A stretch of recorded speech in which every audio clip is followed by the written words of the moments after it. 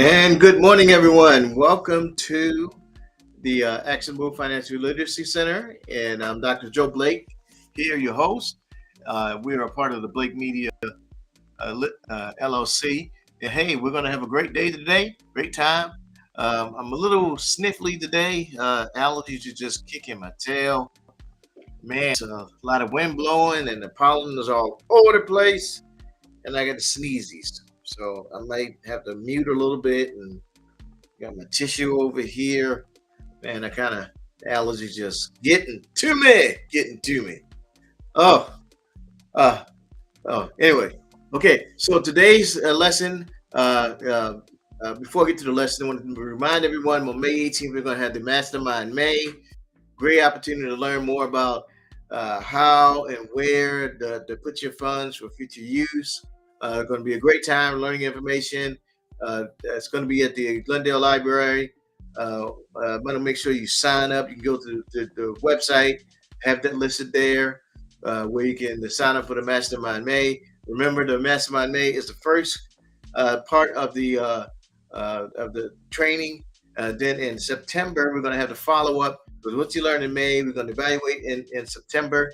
And those two events going to give you a grasp of understanding about picking a company, see what a company looks like, and understanding who you are as you're looking at putting your money away for future use. And then in September, you'll be able to evaluate it. So you get a feel of who you are and how you are when it comes to picking and choosing the company you want to look at. So sign up for that. You go to my website and you'll see the link there to choose that, and that helps. The podcast here is I opened it back up because I wanted to make sure everyone gets to hear what I have to say because I'm the type of guy I want to make sure everybody hears it. Um, if you want to help me out, you can always subscribe to the channel. Uh, and if you want to help, just plug in and get the information. It helps me stay stay online and on float and everything. 25 bucks a month is all I ask. If you want to plug in and help out. Uh, hey, if not, it's on you. But I know I provide detail. It's going good information. Is going to help you out. All right. Okay. So let's get on with it. Today's lesson is the how philosophy. The how philosophy. And I always God puts in my spirit this information, and I go back and research it to bring it across. So what is? Let me take my hat off here. It's the military side of me. I start out, got to come in and take my hat off. Sometimes I want to keep it on if my head's cold. I might put it back on now, kind of nasally. Anyway, the how philosophy. What is that all about? How? How do we as advisors, how are we as the leaders?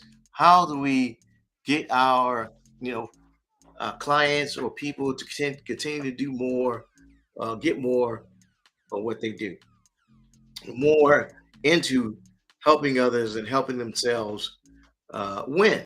So, what is the how philosophy? Let's take a look at it. Now, part of a how philosophy, when I started being an advisor, I sit down with clients. I looked at uh, Luke chapter 16, verse 12, specifically verse 12, because verse 12 somewhat says it all for me.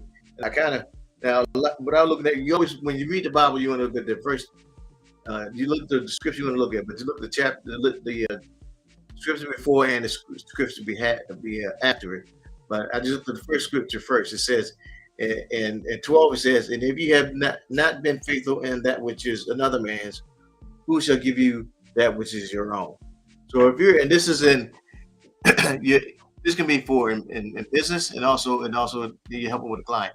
So and my thought was, if I can't help a client which was in their wealth, how can God trust me with my wealth of my own? So I got to help that client win in their wealth in order for God to give me my wealth as well. So when I sat down with a client, it didn't matter how much they had.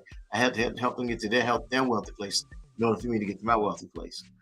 So helping others win is the how principle. You got to help others win in order for you to win. In anything you do, you help others win, help you win too. It creates a win-win environment. When they win, you win, we all win. And there's those different aspects to the win-win opportunity that makes it all worthwhile for everyone. So when I looked at that as being from a financial advisor standpoint, I wanted to help be faithful in helping that client win financially, because when they win, that's when I win. So it make no sense if I got there and I didn't help them get to their financial place. Because if I didn't help them get to their financial place, it wouldn't help me at all. It didn't do me no good if I didn't help them. So I had to help them first, to help me. So that's the mentality I had then, I have now. Every time I sit down with a client, right on dot, that's what I needed to do. So these are some of the areas you have to look at when you're helping others win. You gotta look at empathy, you gotta look at celebrating milestones, constructive feedback, sharing resources, mentorship importance, because it's almost like a mentorship. And then there's also collaborative sports. So you gotta boost others' success. And when you boost others' success, that's what comes in. Supporting others' achievements, cultivating shared victories. That's what all the helping others win is all about. So, one step at a time. Empathy in action. What is empathy in action? That's where you're putting yourself in your client's shoes. So you sitting down with the client, you say, okay, What do I need to help them? And you're the client now. You're talking to yourself, so to speak, as a client. Is that how would you feel if when you and you are in your client's seat? You're sitting there with your client. You're your client too. So you're sitting in there. How would you feel? You're talking to your client, and you got this guy sitting there talking. You know, you're the client saying, "What does this guy want?" And you're the client. Say, okay, what does the client want from me? What I want from my client? So you think about it. Would you trust yourself to believe? Would you trust or believe yourself? If you're the client and you're talking to you. Would you believe you? Would you believe that in this guy's heart, um, he's out for him, out for me? So when I started, I had to think about that. That's why I went to the scripture, and I was like, okay, um, if I'm there faithfully to help them, I'm there for that their main purpose. I want to help them win because if they don't win, I can't win. If I can't get them successful, it ain't gonna do nothing for me. So each client, I had to think that way. Each client I went to see, I had to think that way. I got to get them wealthy because it's not just one client I'm going to see. I'm going to see thousands of them, and each individual one, I think that way because collectively, that's how I win. Not just one client, all of them. I had to think that way. Every time I sat down with them, I had to feel their pain. I had to feel their heart. I had to feel their desire, and feeling what they wanted to feel, the way they wanted to feel, so I could help them. And each time I helped them, it helped me. And the first person I helped was my mama. My mama was my client, so I had to go that route. All right, next, celebrate milestones. You got to celebrate good times. These are the good times. That was a song way back in the day. I'm telling my age, but celebrate good times. Celebrate. You know, I had to celebrate. In the beginning it wasn't much, but in the end, celebrate good times when I sat down with a client and I set up a college fund for the children. And when the children are small, you see them running around in the background and everything. Like I said, I've been doing this for 30 years. So some of the kids were small. Then the next thing you know, like it's like night and day. Boom. Next thing you know, yeah, she's getting married. What? Married? When that like that? Child's getting married. Child's going to college. And we started sending the college down. We get the money out the account. Like wow, it is so rewarding after you sit down with the family and you set the college fund up and the child starts to go to college and you send the money out. Celebration time. Celebration time. Wow. We, we actually did that. Set those funds aside and send the money for that child to go to college. And then you at the same time, you sitting there with the client, you set the college fund aside, you get the retirement funds in, and you watch the retirement funds grow as well. They're still working this, and we've still got this going on, Joe. To send the child to college, we're still down. We're putting money away for retirement. So you recognize that it's a team effort for fostering that environment for their family. You're setting these goals up. You set these dreams aside. Send a college. They're still rolling with the retirement assets, so you still have those dreams going forward. It is such a rewarding experience. And like I said, 30 years, man, to see that, and I'm still going for it. I still like. I mean, I get helping people is just like a thing for me. It's just being a firefighter. That was it too. Firefighters. You need a firefighter. Everybody's like, "Well, send your house on fire." It's like, "Hey, come on over. Come on over. Come on over." And you can bring your buddies over too with you as well. So that's helping this also. Celebrate those milestones. All right. Next one, constructive feedback. Now, when you hear constructive feedback, some people think, what it should be. Constructing, look at a construction worker. A construction worker builds a facility, but a demolition worker destroys it. So when you look at constructive feedback in the process, constructive feedback is used to instill confidence and build confidence. All right. So you want to instill that confidence and build that confidence. Make sure you're building. When you're giving constructive feedback, make sure you're building. You don't need to be a demolition worker. You don't need to destroy anything. Constructive feedback builds confidence in that person, builds character in that individual, builds character in that family. Hey, we're gonna make this work. We're gonna set this plan in place, set that plan in place. And if there's any hiccups in between, we need to make some changes, make some adjustments. What would make it? When we would need to make adjustments or constructive things? Life changes. Sometimes along the way, life changes in a family. Sometimes families go separate ways. Sometimes a family member may end but may end up going to be with the Lord, and so you got to make changes in that way as well. But make constructive feedback, and make sure you're building along the way to offset or correct things as they occur. Things happen in life, changes occur, and you have to be able to adjust in plans as things happen. So as a planner, you have to understand that. And as advisor, you have to be able to recommend and advise as you go along. And know that uh, and things may happen to the right, things may happen to the left, but you stay on course with that plan for that family. And no matter which direction, how it needs to go, plan for those things. Construction workers make things move. All right. So sharing resources. What about sharing resources makes it valuable? So you gotta put the time and knowledge and tools to empower others. So it should be a give and get exchange. So you're there with the client and you're talking. They have to give you the information and they get an exchange for that. You give the information, you're able to give them get an exchange from them. They give you the information, you can give them a plan. They give you what they want to get. They can give them the information they need. Give them the products. I mean, they give you the information. You can give them the service that's sufficient for them. Because if they give you a lot of garbage up front, you can't give them the right thing back. They give you half information, then you get half back. So you as the advisor have to recommend, have to share with them. Hey, I can only give you back what you give me. So you got to give me what you expect. Give me what you need, so I can give you what you expect. So it should result in a win-win triumph. So you have to be open with them. Hey, I'm here to make sure I give you your best. I'm here to make sure it works out for you first. Has to work out for the client first. Because if they're not happy and they're not satisfied, they don't get what they want, then you can't win. The advisor can't win. So when you communicate that with the client, it works out.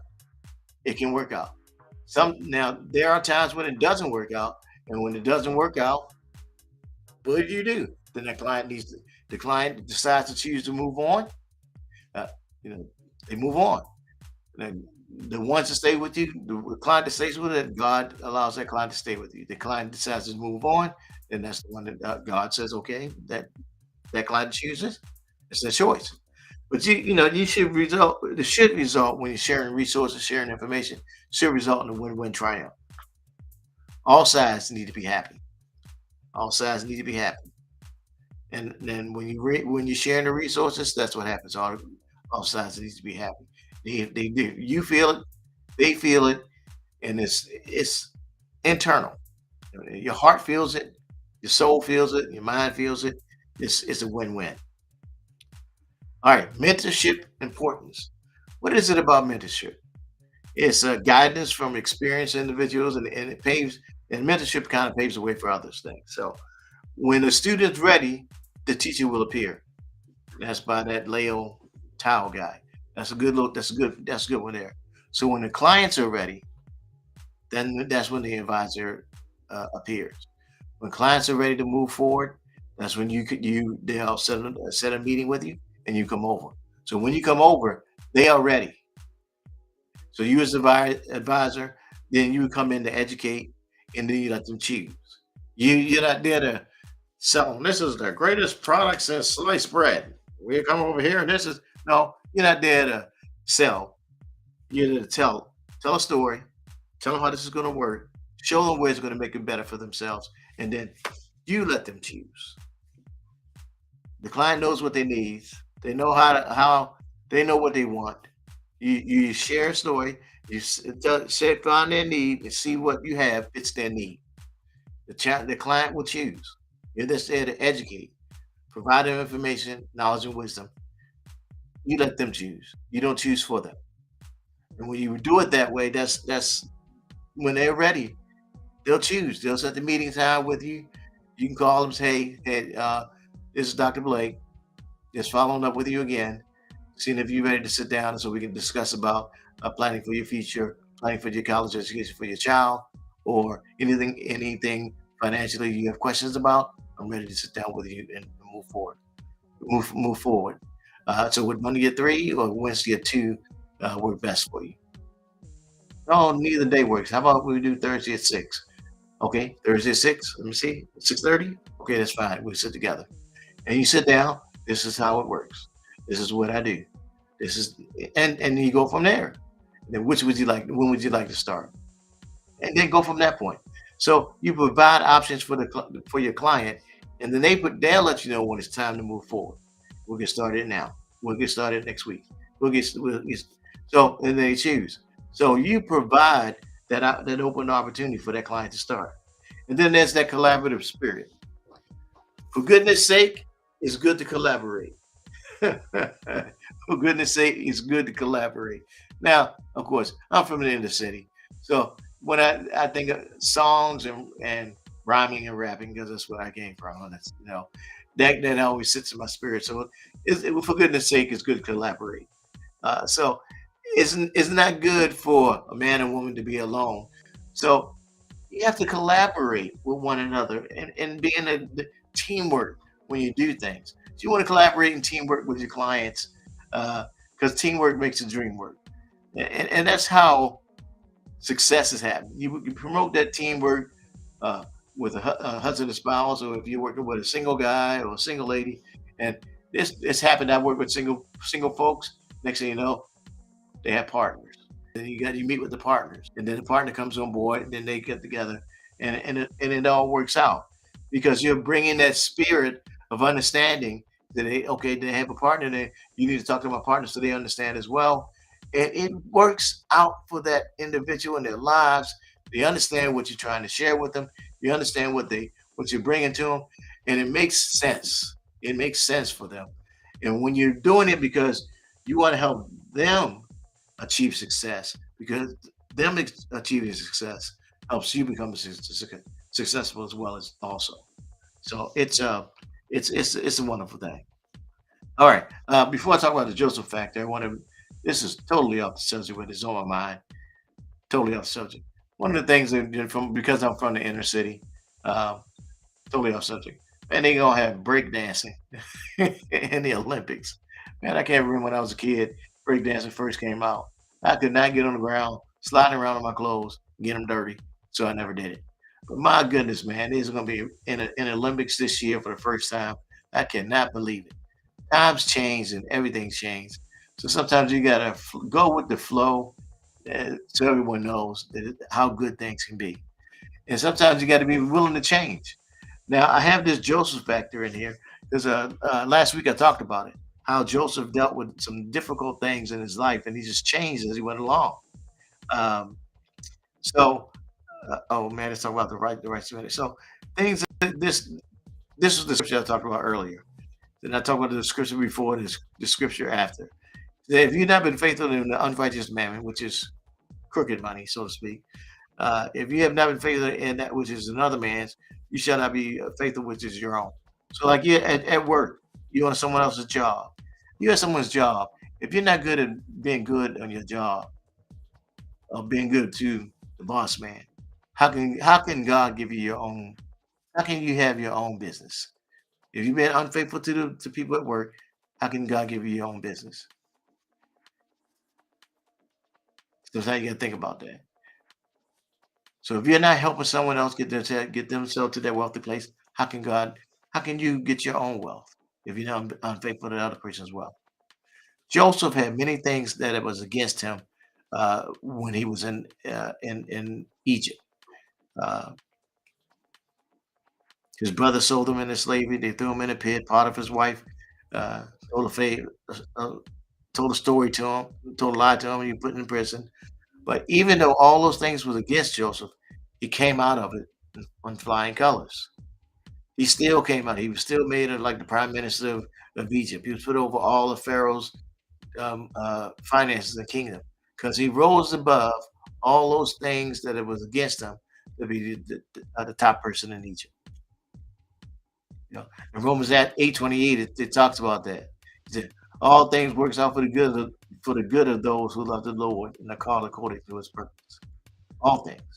So as long as you remain faithful to what your creator has called you to do, it works out for you. So if you go out and helping others win, when you help others win, then you win. You got to be out to help other people win, not to take advantage of them, not to take from them. You want to help your clients, your teammates, your family, help them win, then it helps you win. So uh, that's the how factor. That's the how philosophy.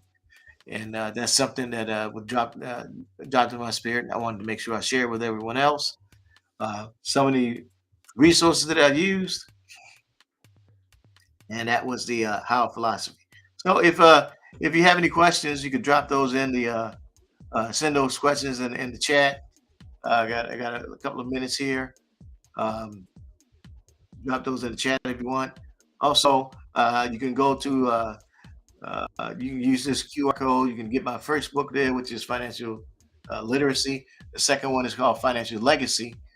You can also go to the website again and get that book. That's the second book. Financial Legacy is the second book of my 3-book series. You got Financial Literacy, then it's Financial Legacy. Then the third one that is going to come out a little sooner, maybe maybe a year or two. I'll come out with the financial. Well, I don't want to say the third one. The third one to come out in a couple of years. Um, but it's a 3-book series that I'm going to share, and it's all about making sure we have that financial house in order. And so again, about the um, remind you of the Mastermind May on May 18th. You can also register for the Mastermind May on the website. This is financial uh, actualfinancialliteracy.com. You can register for that as well.